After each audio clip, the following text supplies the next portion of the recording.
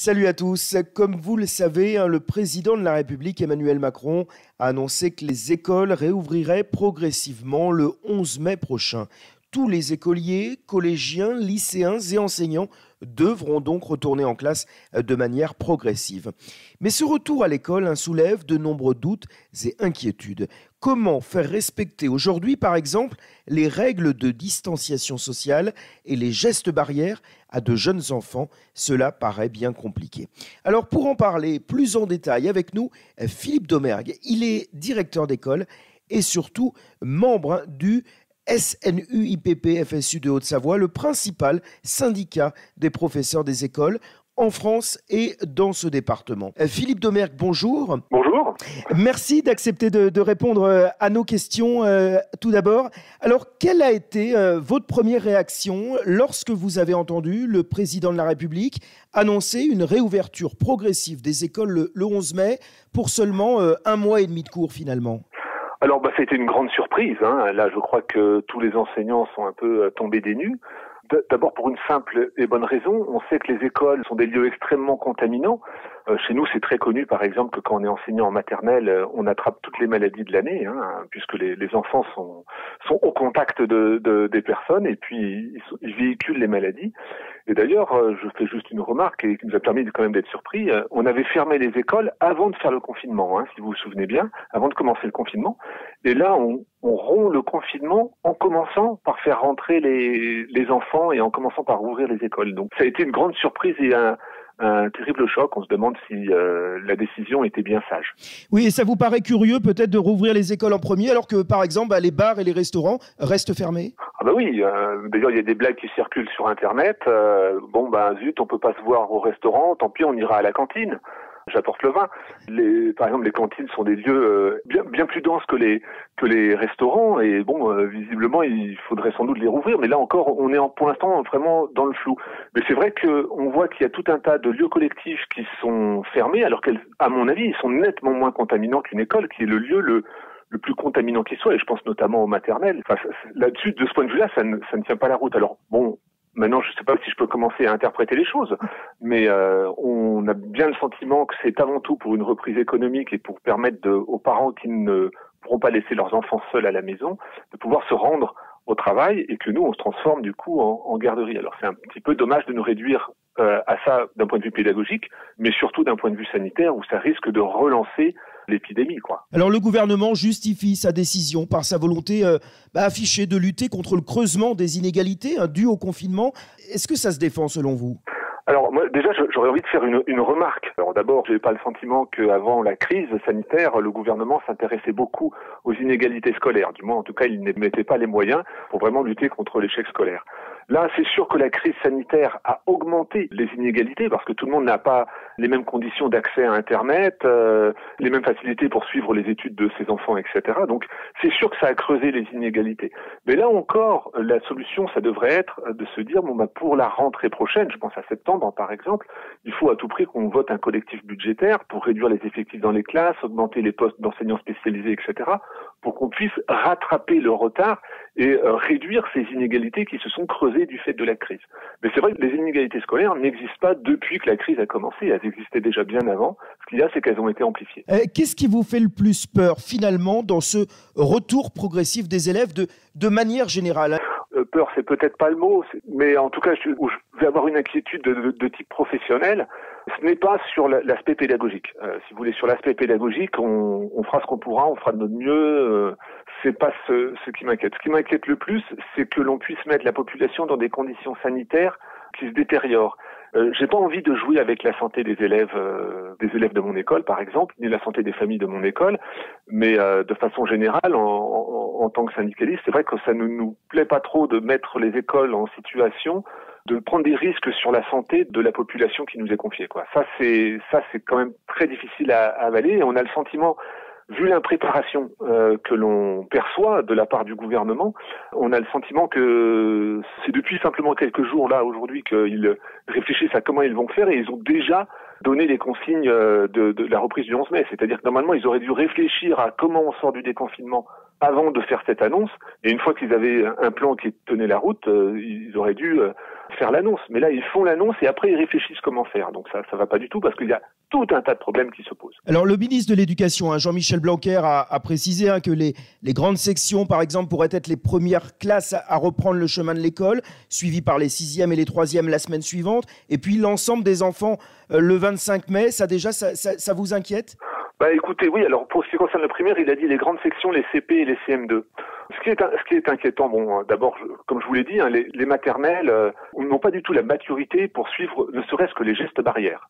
Un enfant qui est en maternelle, vous aurez pu lui expliquer en long, en large et en travers tous les gestes barrières, il aura pu les comprendre tout à fait, et il viendra vous coller et vous tirer par la manche pour vous dire mais c'est bien ça les gestes barrières qu'on doit faire. Donc ils n'ont pas la maturité, donc ils ne les appliqueront pas et on l'a vu d'ailleurs parce que moi je suis aussi comme beaucoup de mes collègues volontaires pour garder les enfants de soignants. Quand on garde les maternelles ne respectent pas ces gestes barrières. Donc là, ça sera encore pire dans une classe, etc. Alors, c'est vrai que le ministre a dit que ça sera en petits groupes. Alors, c'est bien beau de faire cette annonce, mais il nous a pas encore dit comment on allait faire pour faire des petits groupes. C'est-à-dire que s'il n'y a que les grandes sections, les CP et les CM2 qui rentrent, il faut savoir qu'il y a certains de leurs enseignants qui ne pourront pas rentrer, eux. Parce qu'ils seront eux-mêmes en garde d'enfants de leurs propres enfants qui ne seront pas en grande section CP ou CM2. Donc, on ne voit pas du coup comment faire. Si c'est en plus pour se retrouver en petits groupes, c'est-à-dire passer d'une classe des fois de 30 élèves à un maximum de 15 élèves, ben, il faut qu'on ait plus d'enseignants ou qu'on ne fasse pas rentrer tous les élèves. Et si on ne fait pas rentrer tous les élèves, comment on les choisit? Pour tout ça, on est dans le flou encore aujourd'hui et on n'a aucune consigne. Alors, je vous propose de s'arrêter un petit peu sur différents points. Déjà, comment faire respecter, vous l'avez dit, les gestes barrières au mieux, à votre avis, à toute une classe. Et puis, un jeune, par exemple, qui sera tout content le premier jour de retrouver son camarade ou ses camarades. Alors, là, écoutez, on va avoir beaucoup de répétitions à faire, parce que, comme je vous l'ai dit, nous, on accueille dans les écoles des enfants qui ont de la petite section, c'est-à-dire de 3 ans jusqu'à 11 ans à peu près en CM2. C'est évident que pour des classes de CM2, ça devrait être plus facile de faire expliquer les gestes barrières. Comme ce sont des enfants, à un moment, ne vont pas les respecter. Je ne sais pas si vous avez vu, mais nous, déjà, comme adultes, on a des fois du mal à les respecter parce qu'on n'y pense pas toujours. Oui. Donc, il va falloir faire beaucoup de répétitions. C'est évident que faire des répétitions, ça ne marchera pas en maternelle. Ça, ce n'est pas possible et c'est déjà testé, ça ne marche pas. Et après, on va avoir, on va dire ce qui correspond à la période de cycle 2, CP, CE1, CE2, qui vont être entre les deux, si vous voulez. Ça sera peut-être pas les maternelles, mais ça sera pas les CM2 non plus. Donc, il va falloir faire preuve de patience et beaucoup de pédagogie, de répétition, quoi. Doit-on maintenir, par exemple, les repas à la cantine le midi? Alors là, c'est aussi un gros sujet d'inquiétude parce que les cantines dans le département sont pour beaucoup bondées, avec des fois 2 services de cantine sur une pause de méridienne d'1h30. Alors, comme les enfants ne reprendront pas tous, certes, elle ne devrait pas être bondée comme ça, mais ça peut quand même poser de sérieux problèmes, d'autant que par définition, à ce moment-là, les enfants n'auront pas de masque et de protection. Bon, on pense aussi malheureusement qu'ils n'en auront pas en classe, il y a encore un autre problème. Mais respecter les règles barrières au moment de la cantine, ça va être du domaine de l'impossible. Alors le ministre a dit, il faudra peut-être transformer les cantines en sandwicheries. Bon. Alors en même temps, il se contredit puisqu'il disait qu'il faut les reprendre aussi parce qu'il y a un problème de nutrition auprès de certaines familles, ce qui est une réalité aussi. Certaines familles, c'est compliqué quand les enfants ne mangent pas à la cantine et donc ils n'ont pas les moyens ou les capacités de leur fournir des repas corrects. Moi, je me disais aussi, par exemple, dans mon école, peut-être m'arranger avec la mairie pour que les enfants mangent dehors, qu'ils soient pas dans un local. Vous voyez, c'est-à-dire que chaque école risque de devoir s'arranger, mais le problème, c'est qu'on n'a pas de consignes sanitaires. Donc chacun fait un petit peu à sa sauce sur ce qu'il pense être le mieux. Mais encore une fois, on n'est pas des professionnels non plus de la santé et ça serait bien qu'on ait des consignes officielles gouvernementales, travailler avec des professionnels de la santé pour voir comment on fait. Alors, autre point important, c'est l'absence de dépistage massif. Ça vous fait peur? Alors, moi, il y a 2 choses qui m'inquiètent particulièrement et où j'en veux beaucoup au gouvernement. C'est effectivement l'absence de dépistage massif et l'absence de masques. C'est-à-dire qu'aujourd'hui, je pense que dans le meilleur des cas, ce qu'on pourrait s'en venir pour le 11 mai, c'est qu'il y ait des masques pour les personnels adultes, mais qu'il n'y en ait pas pour les enfants. Alors moi, si je suis avec 9 enfants et que moi j'ai un masque et qu'ils n'en ont pas, j'ai simplement baissé les possibilités de contagion du groupe de 10%. C'est-à-dire que je ne transmettrai pas la maladie que je porte moi. puisque les masques, on pense à des masques chirurgicaux évidemment, ne bloquent la maladie que dans un sens, du porteur, en fait, empêche la contagion par le porteur. Donc là, c'est bien beau de faire porter des masques aux adultes, mais si les enfants n'ont pas de masque, ça va poser un énorme problème et ça va quasiment pas réduire les possibilités de contagion. De même pour les tests, testés massivement, là, le président de la République a dit qu'on ne testera que les gens qui sont malades. J'allais dire, moi, c'est déjà un peu tard, quoi, parce que s'ils sont testés quand ils sont malades, ils ont déjà été contagieux avant d'être testés.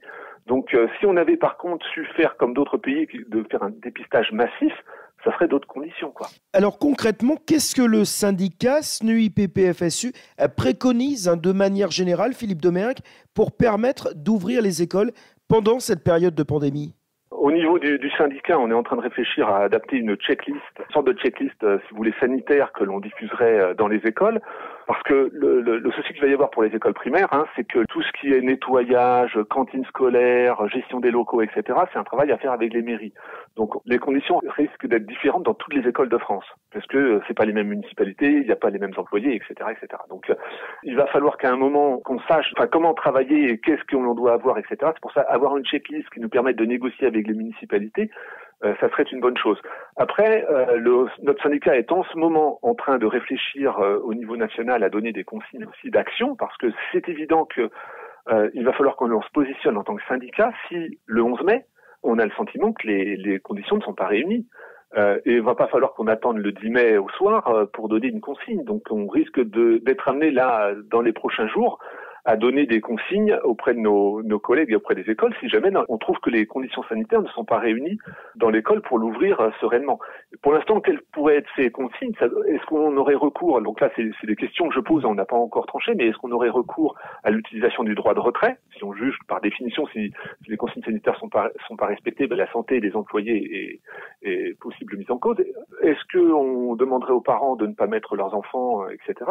J'avoue que je ne sais pas encore. Eh bien, merci beaucoup Philippe Domergue de nous avoir répondu. On rappelle que vous êtes directeur d'école et vous vous exprimiez surtout en tant que membre du SNUIPP-FSU de Haute-Savoie, le premier syndicat de professeurs des écoles en France. Merci à vous de m'avoir reçu. N'hésitez pas à partager cette interview sur les différents réseaux sociaux. Vous pouvez également la visionner sur YouTube. À très bientôt pour une nouvelle chronique.